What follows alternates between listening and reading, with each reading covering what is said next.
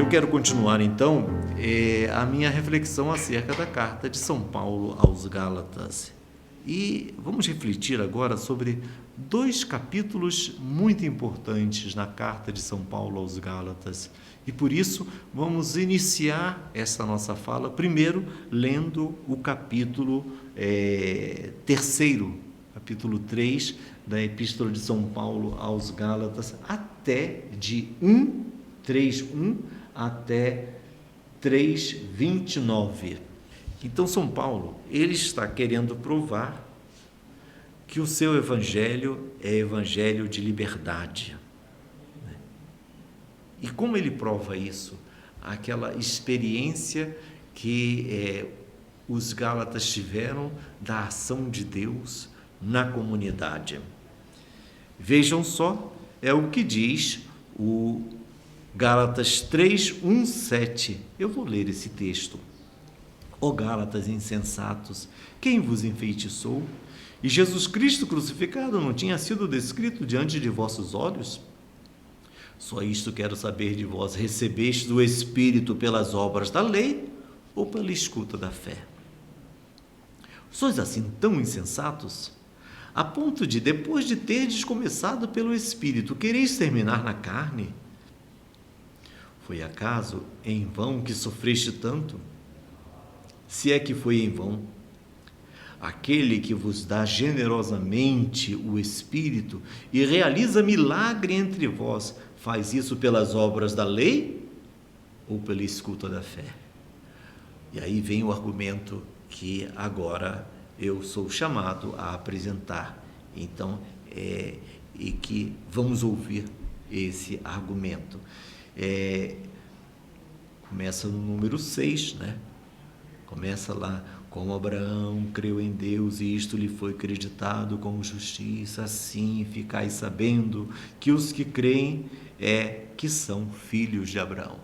São Paulo então vai falar dessa experiência dos Gálatas como comprovação, como prova de que a justificação não vem pela lei, não vem pela prática da lei, mas pela fé em Cristo morto e ressuscitado, que os Gálatas se abriram ao dom do Espírito. Isso é muito importante. Foi pela fé que eles acreditaram em Jesus Cristo morto e ressuscitado. Então, Gálatas 3:2, vamos ler. Paulo evoca no seio da comunidade aquelas experiências carismáticas, ou seja, aquelas experiências da ação de Deus na vida daquelas pessoas que fizeram com que fossem despertadas para uma vida nova, né, pela força da fé. Então, ele está tratando aqui, quem sabe, de milagres ou manifestações extraordinárias que seriam como que expressões, sinais dessa atuação eficaz do Espírito Santo. Sobre isso, São Paulo vai falar muito, por exemplo, na 1 Coríntios 12, né? Na 2 Coríntios 12 também, na 1 Tessalonicenses 1:5.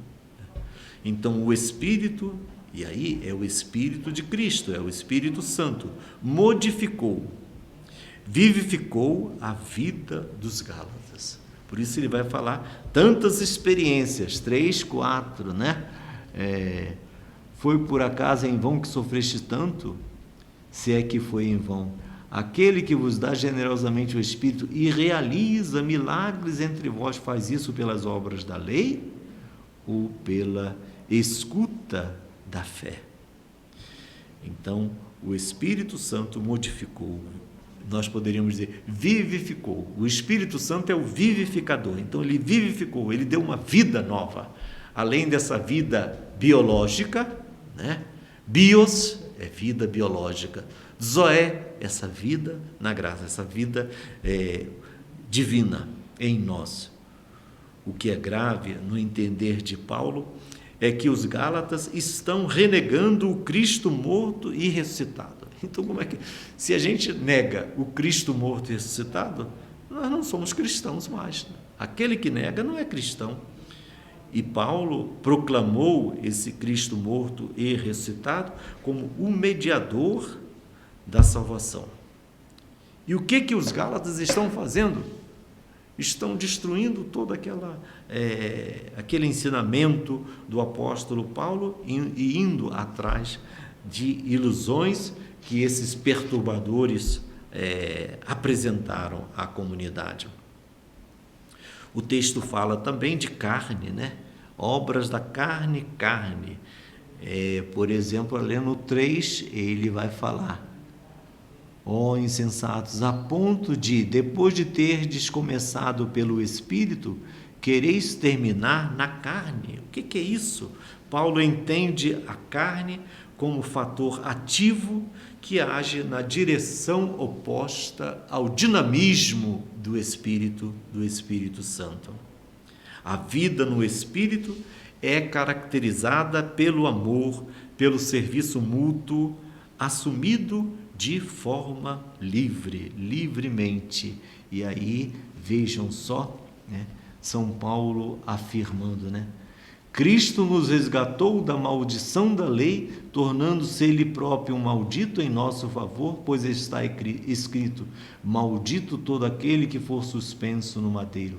Isto sucedeu para que, no Cristo Jesus, a bênção de Abraão chegasse às nações e assim, pela fé, recebêssemos o Espírito prometido. Paulo, e aí é uma conclusão que um biblista faz, é o tal do Barbalho, ele diz: Paulo pretendeu com esta página de cerrada polêmica chamar os seus descabeçados Gálatas à razão, que escutem a voz dos fatos, aceitem a lição que lhes vem da experiência. A fé é o único caminho capaz de levar o fiel a experimentar o Espírito na própria vida. Experimentar o Espírito. Ele nos fala disso em 3:5. Aquele que vos dá generosamente o Espírito e realiza milagres entre vós. Experimentar o Espírito na própria vida. E depois também no 23, antes que se inaugurasse o regime da fé, nós éramos guardados como prisioneiros sob o jugo da lei. Éramos guardados para o regime da fé que estava para ser revelado. Assim a fé foi como que um educador. Então, experimentar o Espírito Santo, o Espírito de Cristo na própria vida. Libertar-se da potência egocêntrica da carne. Carne nesse sentido que eu apresentei. É preciso como que sair, né, dessa força centrífuga que cada vez faz com que entremos em nós mesmos e nos consideremos como que o centro de tudo. É um egoísmo muito forte, né, que nos aprisiona e que faz com que a gente só cuide dos nossos interesses. Ainda, a fé, como o único caminho capaz, é o único caminho capaz de levar o fiel a levar a sério o anúncio apostólico do Cristo crucificado. Ó Gálatas insensatos, quem vos enfeitiçou? E Jesus Cristo crucificado não tinha sido descrito diante de vossos olhos? Quase que São Paulo... Será que vocês não compreenderam que o crucificado, ele exprime um amor que ele tem, e é esse amor que nos modifica, é esse amor que nos dá, é crer nesse amor que realmente nos torna pessoas novas, homens e mulheres novos. E ainda, a fé é o caminho capaz de levar o fiel a aceitar Deus como aquele que doa gratuitamente e não segundo os méritos humanos. Então, a fé vai fazer com que a gente deixe de cobrar a Deus, né? Cobrar resultados para a pessoa, né? Então, aceitar Deus como aquele que doa gratuitamente e não segundo méritos humanos, que cria uma divisão discriminatória da humanidade entre bons e maus. Então, vejam só, o próprio apóstolo Paulo falando-nos disso. Quanto a nós que nos deixamos conduzir pelo Espírito, é da fé que aguardamos a justificação, objeto de nossa esperança. Com efeito, em Jesus Cristo, o que vale é a fé, agindo pelo amor. Veja só, a fé, então, faz com que a pessoa, nesse coração novo, então ele encontra o amor, né? É por isso que eu gosto tanto daquele hino ao Espírito Santo.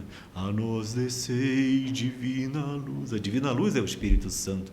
A nós desceis divina luz, em nossas almas acendei o amor de Jesus. Então, olha aí, o Espírito Santo que coloca esse amor de Jesus em nós. É o 5:5.